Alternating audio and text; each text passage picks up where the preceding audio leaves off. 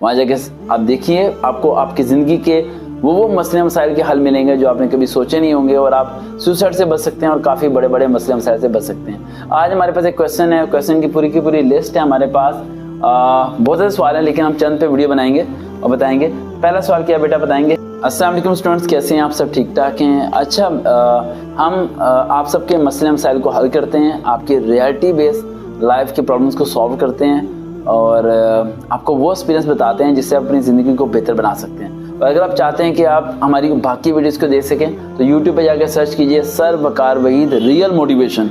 मेरी बीवी कहती है कि मैंने तुम्हारे माँ बाप के साथ नहीं रहना, अलग घर लेकर दो, किराया मेरे माँ बाप देकर मैं क्या करूँ? मेरी बीवी कहती है कि मैंने तुम्हारे साथ घर में तुम्हारी माँ बाप के साथ नहीं रहना, मुझे अलग घर लेकर दो, किराया मेरे माँ बाप देंगे, अब मैं क्या करूँ?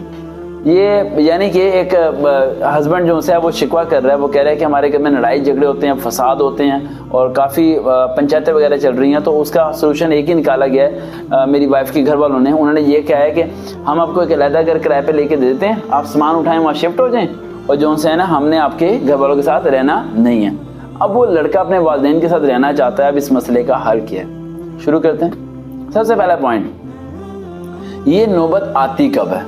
ऐसा कब आता है कि आपकी जो वाइफ है वो आप पे हैवी होना शुरू हो जाती है और अपनी डिमांड्स को आपके ऊपर इम्प्लीमेंट करना शुरू हो जाती है। सबसे 3 बातें बोलने लगा हूँ जो आप लोग करते हैं। पहला पॉइंट, आप अपनी वाइफ से अपने वालिदैन की बुराई करना शुरू कर देते हैं या बुराई सुनना शुरू कर देते हैं। आपकी वाइफ पहले दिन, दूसरे दिन, तीसरे दिन, महीने बाद आपको बताती है कि आपकी वालिदा ने अभी ये अल्फाज बहुत गलत बोला, तो आप कहते हो अच्छा यार मैं समझाऊंगा। दूसरे दिन कहते हो यार तुम्हारी वालिदा ने ना ये काम गलत किया। तो तीसरे दिन जब वो कहती है आपकी वालिदा की कोई ना कोई बुराई करती है, आप उसे रोकते नहीं हो। हालांकि पहले दिन आप उसे ये कहते हो यार वो तुम्हारी माँ की जगह, अब उसकी बुराई को मेरे सामने मत करना, तो वो समझ जाएगी कि तुम उसके बगैर नहीं रह सकते। लेकिन जब तुम उसकी बुराई रोजाना सुनते रहते हो, चाहे तुम बुराई करो या ना करो, तो आस्ता आस्ता तुम्हारे दिल में भी तुम्हारी माँ या बाप के लिए नफरत थोड़ी थोड़ी पैदा होने शुरू हो जाती है, जिसका फायदा उठा के वो कुछ सालों के बाद आपके ऊपर धावा बोल देती है कि भाई माँ बाप को छोड़ो, निकलो इस घर से और कहीं और चलते हैं, और आप उसका चल पड़ते हैं। पॉइंट नंबर 2, आपका ज्यादा एंगेजमेंट अपनी वाइफ के घर पे होता है, यानी उन पर डिपेंड करता है। आप खर्चा वगैरह खुद नहीं उठाते, बल्कि आप कोशिश करते हो कि मेरी बीवी 6 महीने अपने घर रहे, अपनी माँ के घर रहे, ठीक, और वहीं से दूध पानी वगैरह लेके चले, बच्चे वहीं पले पुर रहे हैं, और बस मैं आज़ाद रहूँ, पैसे जोड़ूँ और 1 रुपया भी इस पर खर्च ना करूँ। इस वजह से आप कमज़ोर पड़ जाते हैं और वो लोग आप पे हैवी हो जाते हैं। चलें, ये सारे मसले मसाइल तो अलग हैं जो कि आपके साथ चल रहे हैं, लेकिन अगर ये मसला हो जाए कि आपकी वाइफ के घर वाले आए और पंचायत कराएं और वो ये कहें कि अलग घर लेके दे रहे हैं हम तुम्हें, किराया हम तुम्हें देंगे, लेकिन हमारी बेटी को वहाँ रखो, तो इसका सोल्यूशन क्या है? सिंपल सा सोल्यूशन है, लड़ने झगड़ने की ज़रा जरूरत नहीं है। उन्हें कहो घर किराए पे लेके दे दें, घर किराए पे लेके दे देंगे।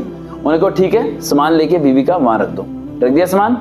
आपको अब क्या सोच रहे हो? अरे सर जी मसले को हल करना था, मसला खराब नहीं करना था, मैं तो माँ बाप के पास रहना चाह रहा था और आपने किराए के घर दिलवा दिया और सामान भी वहां पे शिफ्ट करा दिया। ये क्या हो रहा है? ठंडे दिमाग से सोचो। यहां से तुम शिफ्ट नहीं हो रहे, तुम्हारी वाइफ शिफ्ट हो रही है। आई रिपीट अगेन, तुम शिफ्ट नहीं हो रहे, तुम्हारी वाइफ शिफ्ट हो रही है। तुम्हारी वाइफ को तुम्हारे जो सास ससुर हैं उन्होंने घर किराए पे लेके दिया, अपनी वाइफ को वहां शिफ्ट करो, सामान समेत शिफ्ट करो। हफ्ते में 3 दिन वाइफ के पास रहो और 3-4 दिन अपने वालिदैन के पास आके सो। जब तुम हफ्ते में 4 दिन अपने वालिदैन के पास आके सोओगे, यकीन मानो वो 1 महीने बाद आपकी बीवी आपको बोलेगी किराए के घर खत्म करो, सामान उठाओ, वापस उसी घर चलो, क्योंकि मैंने तुम्हारे साथ पूरा हफ्ता नहीं पूरा महीना गुजारना है। वो पार्टीशन नहीं कर पाएगी, वो चीज़ को सेक्रीफाइस नहीं कर पाएगी। उसके दिमाग में हर वक्त एक ही बात सोचती रहेगी कि आज ये 4 दिन अपने वालिदैन के पास जगह सोने के लिए, उस घर को इसने छोड़ा नहीं है, तो उसे फायदा नहीं, उसे नुकसान नजर आएगा और उसे डर लगेगा कि आज नहीं तो कल अगर ये 4 दिन रह सकता है मेरे बगैर, तो हफ्ता रहना सीख जाएगा, हफ्ता रहना सीख गया तो महीना रहना सीख जाएगा, और अगर महीना और चंद महीने रहना सीख गया तो एक दिन ये छोड़ भी सकता है, इसका पता कुछ नहीं है। समझ आई? ठंडे दिमाग से खेला करो, जल्दबाजी मत किया करो। जल्दबाजी कर करके तुम लोग शिकस्त खाते हो। ठंडे दिमाग से खेला करो। जो लड़की के माँ बाप कह रहे हैं और घर वाले कह रहे हैं मान लो, उनको ठीक है जी 100% कंफर्म में लेके तो घर किराएगा, अच्छा सा फर्निश करके ले दो, महंगा घर लो किराए पे, उन्हें देने दो किराया, उसका सारा कुछ करने दो, सामान भी शिफ्ट कर दो।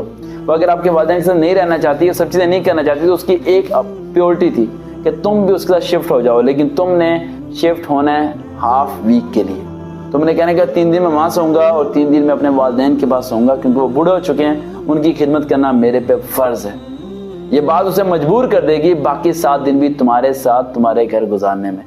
टाइम दिया करो अपनी लाइफ में। जब तुम लोग अपनी लाइफ में टाइम पीरियड नहीं देते, शॉर्टकट लेते हो और फटाफट फैसला करने की कोशिश करते हो, तो उसके नतीजा क्या होता है? डिवोर्स। और डिवोर्स का सिर्फ नुकसान एक होता है, तुम्हारे बच्चे तबाह होते हैं, किसी का कुछ नहीं जाता। अंदाजा भी है तुम लोगों को? जिन लोगों को डिवोर्स हो जाती है, उनके बच्चे जब स्कूल में जाते हैं और पेरेंट्स मीटिंग होती है और वालिद साहब ना आए या फिर वालदा ना आए, तुम सोच भी नहीं सकते उनके दिल और दिमाग में क्या गुजरती होगी। मार देते हो तुम अपने बच्चों को, बड़े होने से पहले अपनी लड़ाई झगड़ा की वजह से मार देते हो। सब्र रखो, बेशक सब्र हर मसले का हल है। अगर आप लोगों को किस तरह के मसले मसाइल का हल चाहिए, आप कमेंट्स कर सकते हैं। और आप यूट्यूब पे जाकर सर्च करें सर्व का विद रियल मोटिवेशन। वहाँ पर इस तरह की बेनतहा वीडियोस पड़ी हुई हैं जो कि रियलिटी बेस्ड प्रॉब्लम को सॉल्व करते हैं, वो भी टोटली फ्री, पिछले 9 साल से। दोबारा मुलाकात होगी। अल्लाह हाफिज़।